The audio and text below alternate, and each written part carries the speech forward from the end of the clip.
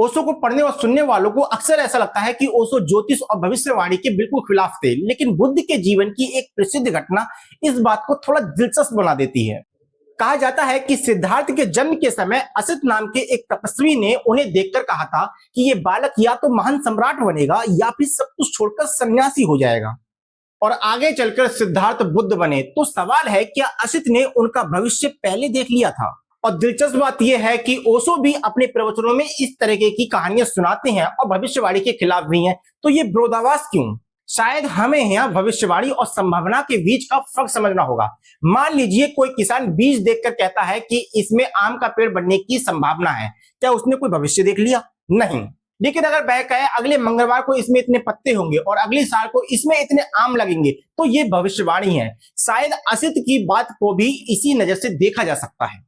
उन्होंने सिद्धार्थ के जीवन की पूरी कहानी नहीं बताई थी, उन्होंने सिर्फ दो संभावनाएं देखी। या तो ये बच्चा सत्ता के शिखर तक जाएगा या फिर सत्ता को ही छोड़ देगा। अगर हम इसे आध्यात्मिक दृष्टि से देखें तो इसे भविष्यवाणी कह सकते हैं, लेकिन अगर हम इसे व्यवहारिक तरीके से देखें तो हम भी रोज यही करते हैं। किसी बच्चे को देखकर कहते हैं कि इसमें बहुत जिज्ञासा है, आगे चलकर वैज्ञानिक बन सकता है। किसी दूसरे को देखकर कहते हैं कि इसमें नेतृत्व की क्षमता है, ये हो सकता है आगे चलकर बहुत बड़ा आदमी बन जाए। हम भविष्य नहीं जानते, हम सिर्फ व्यवहार से संभावनाएं पढ़ते हैं और शायद यही ओशो की बात समझ में आती है। समस्या ये नहीं है कि इंसान के भीतर कुछ प्रवृत्तियां या संभावनाएं पहले से मौजूद हो सकती हैं। समस्या तब शुरू होती है जब हम अपने जीवन को पूरी तरह किसी भविष्यवाणी के हवाले कर देते हैं। मेरी कुंडली में तो यही लिखा है, इसलिए मैं इसे बदल नहीं सकता, क्योंकि जिस दिन आपने अपने जीवन की जिम्मेदारी ग्रहों, कुंडली या भविष्यवाणी को दे दी, उसी दिन आपकी स्वतंत्रता थोड़ी कम हो गई। लेकिन कोई ये कहे कि तुम्हारे भीतर ये संभावना है, लेकिन तुम बनते क्या हो ये तुम्हारे चुनाव पर निर्भर है, तो वहां पर स्वतंत्रता बची रहती है। शायद बुद्ध और असित की कहानी हमें ज्योतिष से ज्यादा एक गहरा सवाल देती है। क्या हमारा भविष्य पहले से लिखा है या हमारे भीतर सिर्फ कुछ संभावनाएं जन्म से मौजूद होती हैं?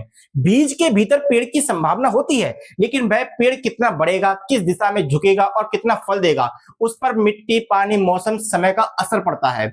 इंसान भी शायद ऐसा ही है। हम कुछ संभावनाएं लेकर पैदा होते हैं, लेकिन हम क्या बनेंगे इसमें हमारे चुनाव भी शामिल होते हैं। इसीलिए शायद असित ने सिद्धार्थ का भविष्य नहीं देखा था, उन्होंने सिर्फ उस बच्चे के भीतर छिपी एक असाधारण संभावना को पहचान लिया था। और शायद यही फर्क है भविष्य को जानने में और भविष्य की संभावना को पहचानने में।